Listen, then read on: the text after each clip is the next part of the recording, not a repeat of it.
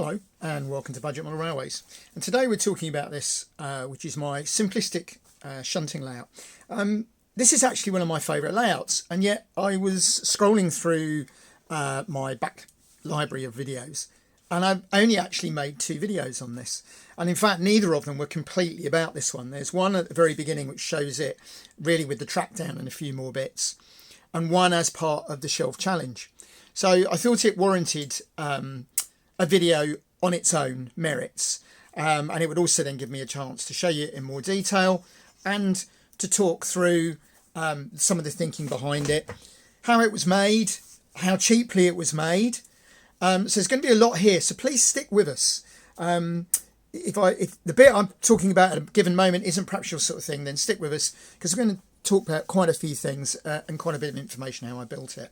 So if you go back to the original video, the thinking behind it was it would be built on this shelf as part of the shelf challenge. So it's on a floating shelf. Now I actually paid £13 for this one, but in fact you can get them for £5 from places like Home Bargains. But it was still a lot less than the 26 quid for the purpose-built baseboard commercially available. I'd seen a lot of layouts at exhibitions which were very sparse, and whereas normally on my layouts you'll know I cram as much in as I can, as many scenes as I could, the idea on this one was to really put almost nothing in here and have a big sense of open space. And to help with that I've got a lot of sky. So this back scene is just a Pico, one of their painted back scenes. They're only a couple of £1, and I had this photo back scene left from another project, and I've cut the low hill out and stuck it on. Which gives you quite a nice effect of being sort of really out in the open. It's only a tuning fork, so there's only the one point in there. Now I got this track actually from the Horsham Club Open Day, and I paid £7 for it. That's the track and the point.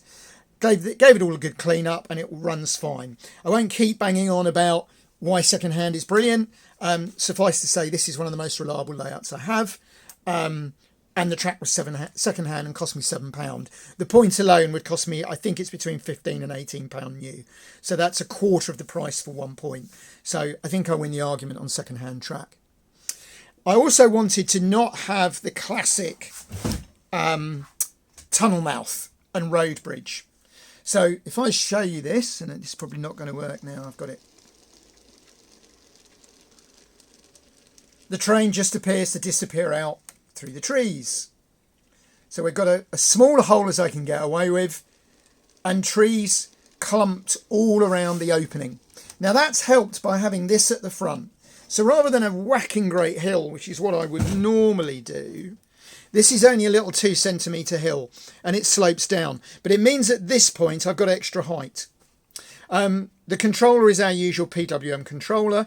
Very reliable, and this one is one of the first ones I did so that I got the switch horizontally, so that way for that way and that way for that way with the speed controller, and the adapter is just plugged in the side there. Simple and effective.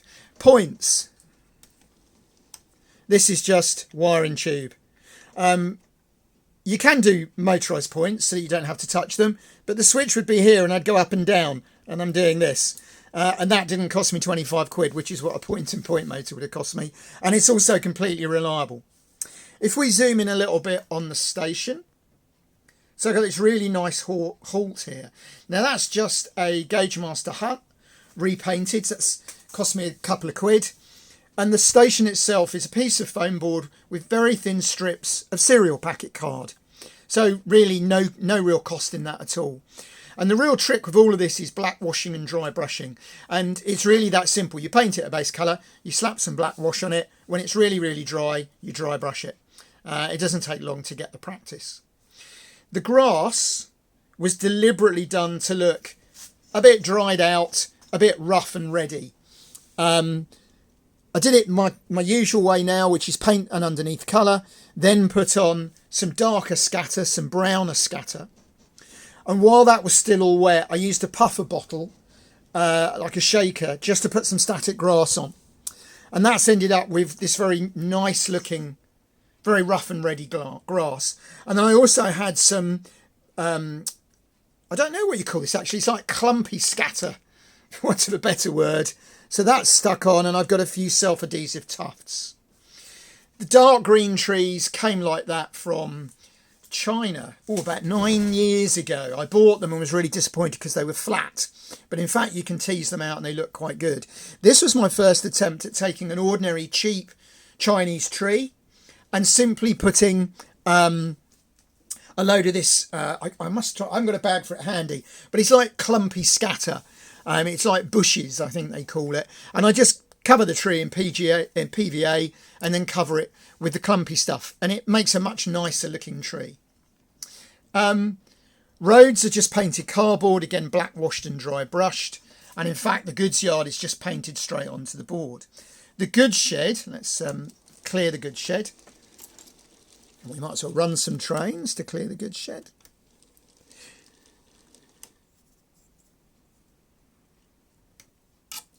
Let's just stop. There we go. Oh, now occasionally you get that with these on a little bit of a curve. So let's take those out of the way. Now the goods shed was left over from, I bought a station building which I used on another layout. And this was the integral goods shed. So I was just kicking around in the spares box. Again, black wash, dry brushed. It was missing its end wall. So I've just put a bit of card in and painted it. You can't see it, so it doesn't matter.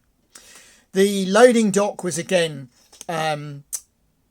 simply a piece of foam board with cardboard on it and then painted.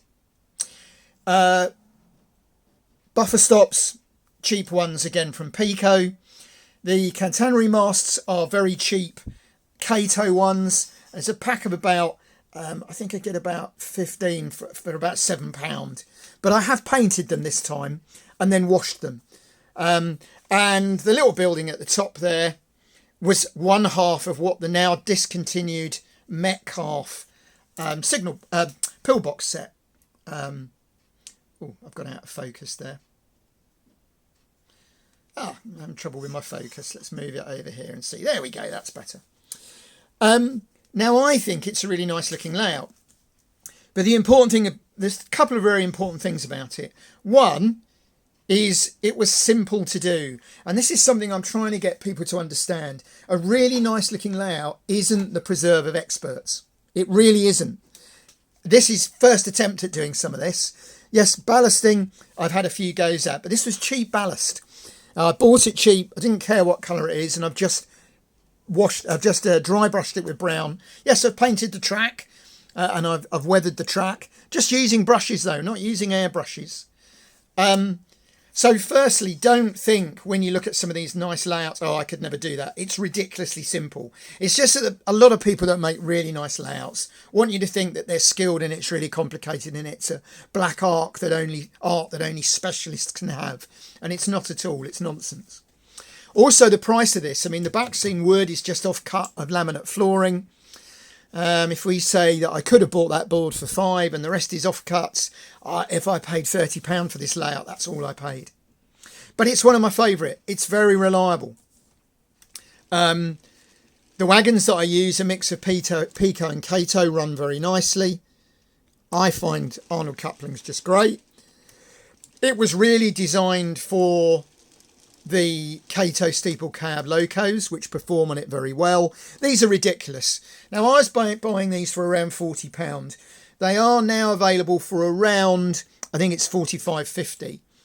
But it's still the best shunting layout I own. They're that reliable. They'll run really slowly. I was just kind of wondering why it wasn't working and I hadn't switched the points. So they will run really slowly. And they will run slowly over points. And another quick whinge here. When people tell me I shouldn't expect £80, £90 060 locos to cross points because they're too short wheelbase. Sorry. Look at the wheelbase on that. And it doesn't have any trouble crossing points. And these are Insul Frog, not Electro Frog points. It can do it because it's got a flywheel and it's got all-wheel drive and all-wheel pickup. Let's say that again. Flywheels, all-wheel drive, all-wheel pickup for a locomotive that costs, and when I gave you those prices, that's the price including that loco and 2 wagons. So a loco and 2 wagons for £50, £55, that is one of the nicest running shunters I own. It's bonkers. I just use a card system. I haven't photographed these wagons, so I just write it on a bit of card. I shuffle the cards, I run the wagons up and down, and I have great fun with it. I wanted to get away from things for a little while today, and I've sat down here for an hour, shunting away quite happily. I have got my little halt here, and I can run a number of different things down. That's a lovely, incredibly noisy, which I quite like because it's like the real rail buses. Tomix rail bus. I've also got a couple of the very nice Kato trams, again very cheap to buy, that run on there very, very nicely. So I can run a little passenger service in and out when I don't want to run freight. But primarily it's a shunting layout. It's a shunting layout. These are downpipes off a building, repainted, with an oil drum at one end, and that's actually a wheelie bin with a groove cut in the top. It hasn't got many people. It's got a couple of people there and one in the goods yard. The truck that you saw earlier is just a little 3D printed truck. You can actually get the file for those online. I actually bought mine for about £4 or £5, I think. But it looks quite nice. So the whole concept of the layout is that there's nothing there. It's the opposite to my usual ones. But I really find I'm liking this with layouts. It gives you a real sense of space. The locomotive is running through the landscape. Oh, that's too quick because of the rail bus. Running through the landscape, because I'm only running short things on it. It's freelance, so actually I can run US, I can run German, I can run Swiss, I can run the Kato freelance, and it's all really nice. But like I say, probably cost me 30 quid. It was great fun to build, very reliable. You don't really want more than that from a layout. And if you simplify it, even if you wanted to build this new, you're still only buying 1 point. You're still only buying 2 buildings. And it keeps everything quick and simple. And I could then concentrate really on the scenery. So there you go. It is one of my favourite layouts. I like the look of it. It's very reliable. I can do what I've done today, which is plug the fiddlestick in. I love that expression, American expression, fiddlestick. Sounds like fiddlesticks, but it's a fiddlestick.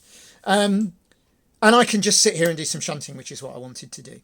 So there we go. I hope you've enjoyed this layout. It's not a new one, and so it's just one I've suddenly realised I've really not done much about.